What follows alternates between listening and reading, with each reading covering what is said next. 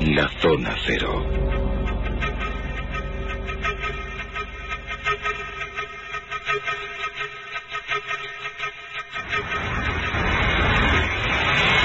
Una revista norteamericana, muy escéptica, su nombre lo indica, se llama Skeptical Inquirer, intentó hacer un estudio sobre hasta qué punto la sincronicidad podía ser prevista, o al fin y al cabo, o fijar de alguna manera un sistema matemático de cálculo de las posibilidades de sincronicidad o casualidad. Y eligieron una parte concreta de la historia de los Estados Unidos que era fácilmente conocida y controlable, el número de presidentes. Se basaron en los entonces existentes 41 presidentes norteamericanos. Lo que hicieron era calcular qué posibilidades había de que hubieran nacido el mismo día. A partir de ahí determinaron que en grupos por encima de 25 personas la posibilidad de que dos hayan nacido el mismo día, el mismo mes, del mismo día, el mismo mes, aun en años distintos, se elevaba ya un 50%. Eso hizo que dieran por hecho que tenía que haber por lo menos dos presidentes norteamericanos que hubieran nacido en la misma fecha. Y efectivamente lo descubrieron. Había dos que habían nacido el mismo día del mismo mes. Pero a partir de ahí se les empieza a desviar el asunto. Porque cuando sus asesores y buscadores, sus documentalistas, empiezan a facilitar datos, los propios científicos que hacían la investigación se empiezan a sorprender. Todo presidente de los Estados Unidos elegido en año cero ha sufrido un atentado. Todos murieron. Menos curiosamente el que era presidente de Estados Unidos cuando el Skeptical Inquirer hizo la encuesta, que era Ronald Reagan, pero que sí sufrió el atentado. Entonces, a partir de ahí siguen buscando. Entonces ya claro, llegan al famosísimo asunto y muy conocido de Kennedy y de Lincoln. Jesús tiene los datos y quiero que los cuente ahora porque son espectaculares. Los de claro, Kennedy y Lincoln, además, son vidas... y ahí, claro, casi, ahí, ¿no? Bueno, el Skeptical Inquirer paró la investigación. Publicaron los datos y no hicieron ninguna conclusión. Porque se quedaron hechos literalmente polvo. Porque, claro, las casualidades de las vidas paralelas de Lincoln y Kennedy son tan brutales, es decir, que desmontan cualquier intento de hacer... Bueno, era imposible de expresar con una cifra de cálculo matemático el número de casualidades que se daban en sus vidas. ¿Sabes, Jesús? Para que nuestros amigos se sorprendan, sí. Hay muchas más. Abraham Lincoln y John F. Kennedy. Al margen de que sus apellidos suman ambos 7 letras y que fueron elegidos para su cargo con 100 años exactos de diferencia, uno fue en 1860 y el otro fue en 1960, ambos fueron asesinados un viernes delante de sus esposas. Lincoln fue tiroteado en el Teatro Ford de Washington y Kennedy murió también como consecuencia de varios impactos de bala mientras se desplazaba a bordo, ¿sabes de qué? De un Ford Lincoln. Los nombres de sus asesinos suman 15 letras divididas en 3 grupos. John Wilkes Booth, que fue el asesino de Abraham Lincoln, y Lee Harvey Oswald. Y ambos fueron asesinados antes de ser juzgados. En cuanto a los presidentes, Lincoln tenía una secretaria que se apellidaba Kennedy, y Kennedy una secretaria que se apellidaba Lincoln. Efectivamente. Qué barbaridad. Ambos, además, fueron sustituidos por 2 vicepresidentes demócratas llamados Johnson. Pero fíjate, en el caso de uno era Andrew Johnson y el pero otro fíjate, Johnson. En la cabo, y nacidos estos dos vicepresidentes, también con 100 años en 1808 y en 1908. Pero fijaros, Lincoln y Kennedy fueron elegidos también con 100 años de diferencia, no solamente presidentes, sino también senadores, demócratas, o en caso republicano en el otro. Los vicepresidentes habían nacido los dos en las mismas zonas del sur, los dos en 1808 y en 1908. Además, los dos presidentes tuvieron sus mujeres un aborto en la Casa Blanca, caso único en todos los presidentes de los Estados Unidos. Ya es otra cosa más, a Ford, es decir, por ejemplo, a Lincoln le disparan desde un teatro y el asesino se esconde en un almacén, pero a Kennedy le disparan desde un almacén y el asesino se esconde en un teatro. Es decir, y así podemos seguir durante horas, es decir, porque llegaron a la conclusión de que los casos de sincronicidad y casualidad entre Lincoln y Ford ocupan 3 folios. Es decir, es algo absolutamente asombroso. Y bueno, y claro, ahí pararon la investigación, porque es que yo creo que es que no quisieron seguir. No quisieron. Entonces, esto, Jesús, ¿por qué ocurre? Pues lo de las vidas paralelas. Así de sencilla la pregunta. Es apasionante, desde luego, porque esto es una de las variantes, para mí, que más me interesa de todas las sincronicidades que estamos hablando, de las vidas paralelas. Es decir, cómo 2 personas que no tienen nada que ver entre ellas, además que hay muchas veces esta diferencia de 100 años, ¿no? Cómo al final se corresponden tanto sus vidas, que no solo coinciden en sus nacimientos, sino muchas veces en su muerte. Y en este caso no coinciden sus nombres, pero en otros que hemos dicho sí coinciden hasta sus propios nombres, ¿no? ¿Por qué ocurre? Desde luego, pues, en fin, Arthur Koestler, que fue uno de los que más lo investigó, lo llamaba chistes del destino, ¿no? Porque no podía llegar a ninguna conclusión razonable de que por qué podían pasar estas cosas. Y cuando digo que no podía pasar estas cosas, y él lo definía chiste del destino, voy a poner un ejemplo porque desde luego yo creo que es muy significativo, ¿no? Un poco de la línea de Emilio Castelar. Estamos hablando del rey Humberto I de Italia.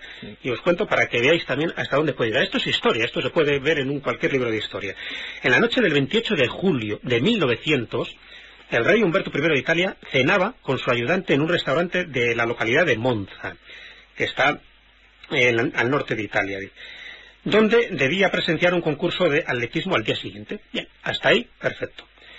Con gran sorpresa observó que el propietario del establecimiento era idéntico a él, se parecían como dos gotas de agua. Le pregunta, lógicamente, quiere que se sienta a su mesa. También el dueño del restaurante se quedaba también bastante estupefacto de ese parecido. Y cuando le pregunta su nombre, ¿no?, el rey, pues le dice que se llama también Humberto. Y, bueno, en fin. Y al igual que el rey, había nacido en Turín, y además el mismo día. Y además se había casado con una chica llamada Margherita el mismo día que el rey, que se casó con la princesa Margarita, y que en ese caso era la reina Margarita. Y además habían inaugurado el restaurante el mismo día que Humberto I fue coronado rey de Italia. Bueno, al tanto. Eso era el preámbulo, el día anterior, ¿no? Digo, curiosísimo, los dos se dieron la mano, vamos, no se dieron las tarjetas de milagro, pero quedó fascinado, desde luego, el rey. E invitó a su doble a que asistiera al concurso de atletismo con él al día siguiente. Pero al día siguiente, ya en el estadio, el ayudante del rey le informó que el dueño del restaurante de Monza, donde había estado cenando, pues había muerto aquella mañana. Y había muerto porque le habían disparado misteriosamente. Mientras el rey expresaba su pesar, un anarquista surgió de la multitud, disparó contra él y le mató también. Murieron el mismo día. Eso es historia. Fue una carne de gallina. Pero ahora fijaros, ahora voy a decir una cosa para que la gente... de gallina, es impresionante, ¿eh? Para que se le ponga la carne más de gallina todavía. Estamos hablando de personalidades.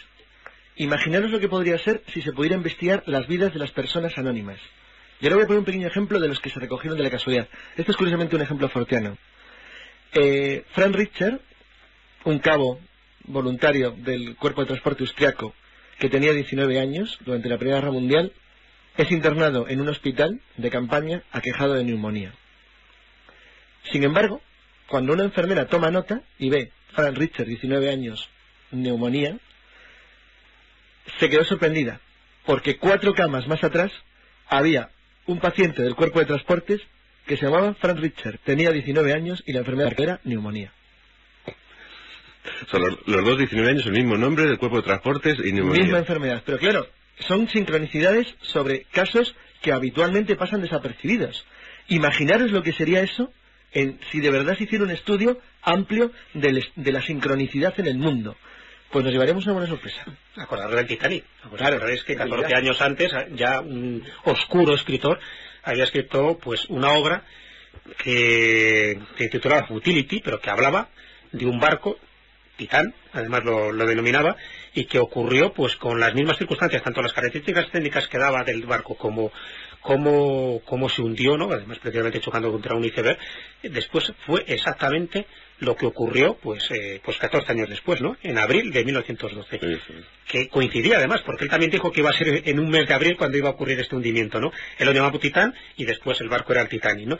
Pero las sincronicidades ahí fueron tan asombrosas que lógicamente cuando ocurrió es cuando este oscuro escritor llamado Morgan Robertson, pues bueno, salió a la luz, porque hasta ese momento su novela no la había leído nadie, ¿no? Pero bueno, sí fue bastante significativo que se dieran tantas circunstancias, pues un poco similares a las que ocurría con aquella novela de Julio Verne, Viaje a la Luna, y cuando al final pues el Apolo 11 llegó a la Luna en 1969, pues una novela que estaba escrita en 1865, también la cantidad de descubrimientos casuales, ¿no?, entre comillas vamos a poner, que correspondía casi punto por punto con lo que Verne había pronosticado, ¿no?, pues casi en el siglo. Jesús acaba de tocar un tema aterrador, que es las relaciones novela-realidad.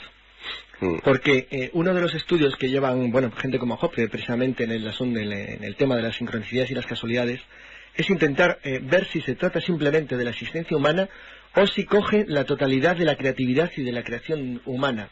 Es decir, ¿existen relaciones entre el teatro, la novela, por ejemplo, y la música y la vida? Pues parece ser que sí. Se empezó a saber como todo de casualidad. Pero, aunque empezó efectivamente por investigaciones de tipo científico, que esas sí serían típicamente serendípicas, como fue el caso de Jonathan Swift y los viajes de Gulliver, en donde se describen los 2 satélites de Marte que no son descubiertos hasta un siglo después, hasta 1877, hay casos, sin embargo, que son tremendos. Voy a poner un ejemplo. En 1884, en el Atlántico Sur, un bergantín inglés, el Mimosa, naufraga y quedan 4 supervivientes en una balsa. Desesperados por la situación en la que se encuentran, deciden, entre los 4, asesinar y devorar a uno de los 3. A uno de los 4. Uno tiene que morir para que los otros sobrevivan. Se hace un sorteo y pierde un grumete que se llama Richard Parker. Le matan y se lo comen. Este hecho, que causó una tremenda conmoción en Gran Bretaña a finales del XIX, pues bueno, no hubiera tenido más que el hecho en sí de la brutalidad de la escena que todo el mundo se puede imaginar, si no hubiera sido porque en la novela Las aventuras de Arthur Gordon Pym de Edgar Allan Poe, escrita 3/4 de siglo antes, se había producido un pequeño incidente. Un barco naufraga, hay una balsa, 4 supervivientes, hay que matar a uno, el que saca la pajita más corta es un grumete que se llama Richard Parker. Bueno, y el caso este, Jesús, que hemos contado al principio del programa de Bermudas, que lo podemos recordar si quieres para nuestros oyentes, es que también es impresionante. Impresionante, pues lo recordamos. Estamos hablando además de una fecha pues relativamente cercana, que fue en 1975.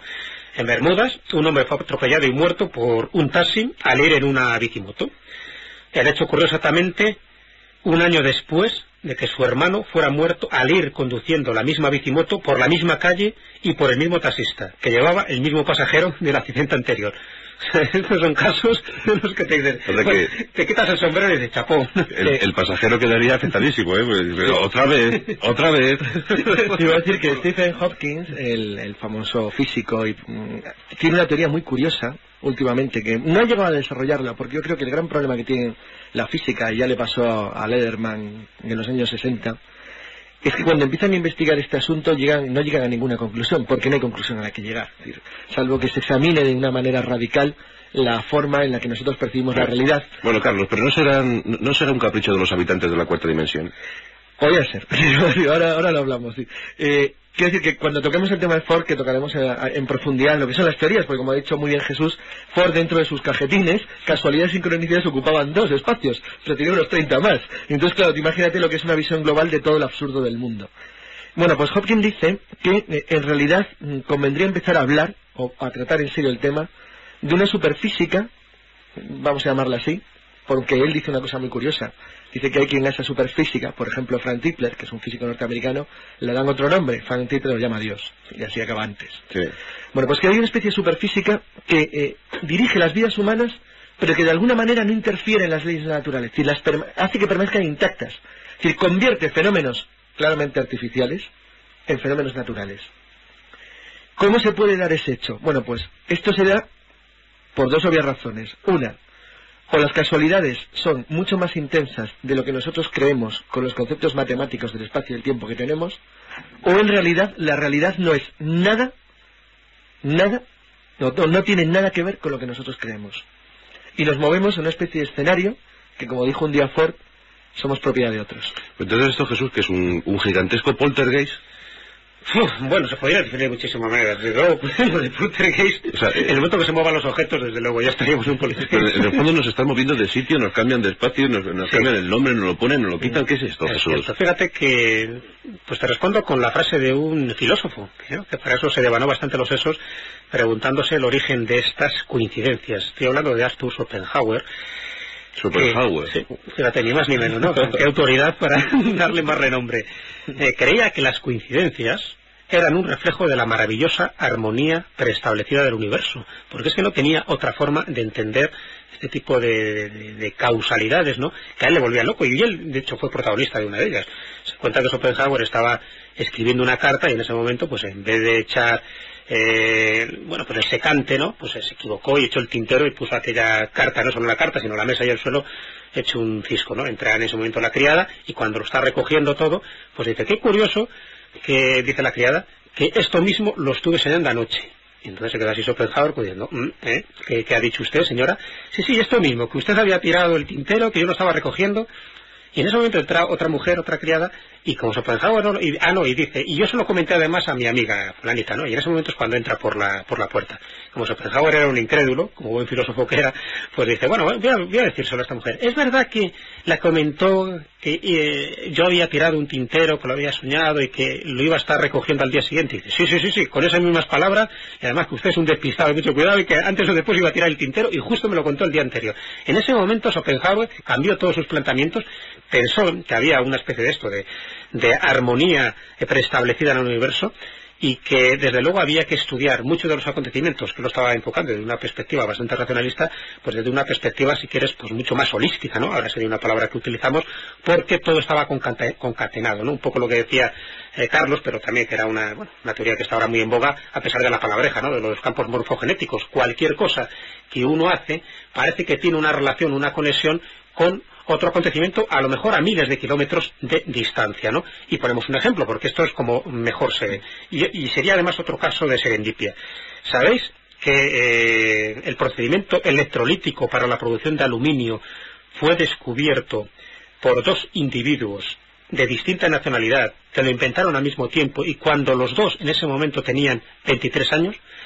Fíjate, hasta el punto de que no se conocían en absoluto para nada. Se les llamó los mellizos del aluminio, y las coincidencias no acaban aquí. No solo los dos eran científicos y sus nombres empezaban por H, sino que también tenían similitud en el año de nacimiento. Los dos habían nacido en el año 1886 y murieron en el mismo año, en 1914. Estos dos insignes señores eran el metalúrgico francés Paul Héroult y el químico estadounidense Charles Hall. Curioso, ¿no? Los dos que llegaron a la misma conclusión a los mismos años. Me estoy imaginando. Es como si hubiera un cable que lo guía. No, yo me estoy imaginando ahora mismo todo el panteón griego en su Olimpo dirigiendo las miniaturas, ¿no? Desde el mundo. Claro, efectivamente, sí. Es como si jugaran un poco pues a mover los hilos, lo que hemos dicho más de una vez, ¿no? Esta especie de inteligencia que está detrás, que no solo se da en el campo paranormal, porque lo que estamos contando aquí no es tan paranormal, estamos hablando de literatura, estamos hablando de historia, estamos hablando de ciencia, ¿no?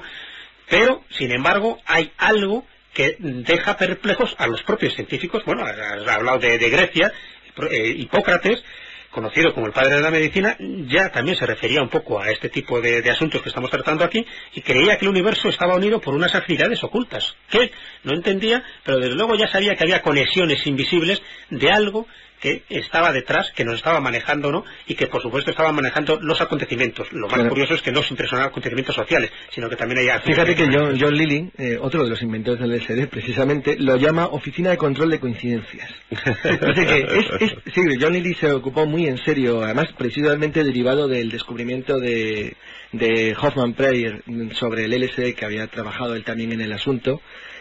Quedaron tan sorprendidos del asunto, de cómo se producían este esquema extrañísimo de relaciones, como si una especie de hilos invisibles que guiaran a las personas con unas conexiones extrañas, que lo llamaba así, porque estaba convencido y murió. Bueno, no sé si realmente llegó a quedar absolutamente convencido de que en realidad la vida humana se guiaba por unos parámetros que nosotros no conocemos. Pero entonces, ¿qué hacemos, Carlos? ¿Cuál es nuestra misión? Es que me deja muy triste. No claro, el gran problema, hombre, hay para quien no. Por ejemplo, antes yo estoy constipado por algo. Es decir, que antes he citado... porque has cogido frío. Eso no es casualidad, eso es causalidad. Quiero decir que Frank Tipler, que le he citado antes, un físico norteamericano que se ha hecho muy famoso últimamente por un libro que se llama La física de la inmortalidad, lo soluciona de una manera muy sencilla. Es decir, claro, en el momento en que se fijas el centro de todo el problema en la existencia de un Dios omnipotente y todopoderoso, pues el problema está solucionado. Es decir, es el que lo quiere y ya está. Eso está mucho más cerca de la forma de la concepción del universo del Islam, por ejemplo, que del cristianismo. Pero en realidad, claro, sería una solución muy sencilla al problema. Hopkins, como he dicho antes, no se ocupa del asunto, salvo que habla de esa posible remota superfísica que no afecta a las leyes naturales, pero que rige nuestro destino. Einstein no tenía el problema, porque al igual que Schopenhauer o que filósofos anteriores, es decir, en su formación tenía una formación profundamente religiosa, y en el caso de Einstein es que además era creyente. Con lo cual, al ser creyente, él siempre se negó, por ejemplo, es decir, a Einstein, por ejemplo, le dolía la teoría del caos. Sí, porque no entraba dentro de la lógica del relojero, así entre comillas. Yeah. Sin embargo, las casualidades que ocurren, como no tienen un parámetro de equilibrio, es decir, pueden ser de cualquier nivel. Has visto que aquí hay pescadores, conductores de ambulancias, Sí. reyes. Es decir, está todo como muy mezclado, es como si todo el mundo estuviera afectado por ellas, pero que en realidad para cosas trascendentales para la historia humana y para cosas sin importancia, para las chorradas. Entonces no hay una forma de cogerlo. Eso es lo que intentó Ford, y hablaremos de Ford. Pues hablaremos de Ford en diciembre, aquí en nuestra Zona Cero, con Jesús Callejo, Carlos Canales, que yo no sé si tienen también alguna casualidad. ¿No os habéis puesto a investigar entre vosotros? No, mis casualidades desde luego no son muy radiofónicas, que digamos. Pero Jesús sí citó el otro día unas cuantas con un escritor que hemos tenido en el programa, con Nacho Ares, muy curiosas. ¿Sí? Muy curiosas. Pues sería bueno hacer una investigación interna en la Zona Cero. Sí, no, es verdad. Yo, hombre, hay que intento estar despierto a estas sincronicidades de mi vida. Sí me he dado cuenta de que hay veces que estoy buscando un libro y no lo encuentro, y al final, por las formas más peregrinas, pues te llega a tus manos, pues sin darte cuenta, o bien porque cae de la estantería justo en ese momento, o bien porque alguien te lo está regalando, cosas de estas. Pero bueno, para mí ya empiezan a ser habituales, no las considero nada trascendentes. Sencillamente que yo sí me doy cuenta de esas casualidades, ¿no?, entre comillas, y sin embargo hay otras personas que le puede ocurrir y bueno, lo da más trascendencia, o se le olvida al día siguiente, ¿no? Oye, o la forma de crear una sección como la Zona Cero, ¿no? Por ejemplo, también. Que nos juntáramos aquí. Se dieron también muchas sincronicidades para que estuviera ahí. La verdad es que supongo que si cada oyente se pone a pensar en lo que le ocurre cada día y con quién se relaciona, en las cosas que le han pasado, sí, ¿no? Hombre, todo el mundo a nivel más alto, más bajo, siempre encuentra una casualidad. Yo conocí a Jesús de casualidad. Y precisamente por estos temas los empezamos a tocar. Sí, que a lo mejor no estábamos destinados a conocernos, ¿no? Claro, sí, nuestras bueno, tareas, por en nuestras nuestro caso, actividades, claro. trabajábamos juntos, teníamos una puerta en medio que separaba nuestros despachos respectivos, Sí, bien. y nos conocimos exclusivamente porque ¿No tienes azúcar? en mi despacho, es por poner un ejemplo real, en mi despacho hacía siempre mucho calor, le llamaban el microondas, no tenía aire acondicionado, te cogía dentro y yo pasaba a su despacho en verano porque tenía aire Que acondicionado. le llamaban la gruta. Y fue una casualidad en el sentido que iniciamos estos temas porque de casualidad empezamos a hablar un día de si había en España restos de investigación sobre hadas.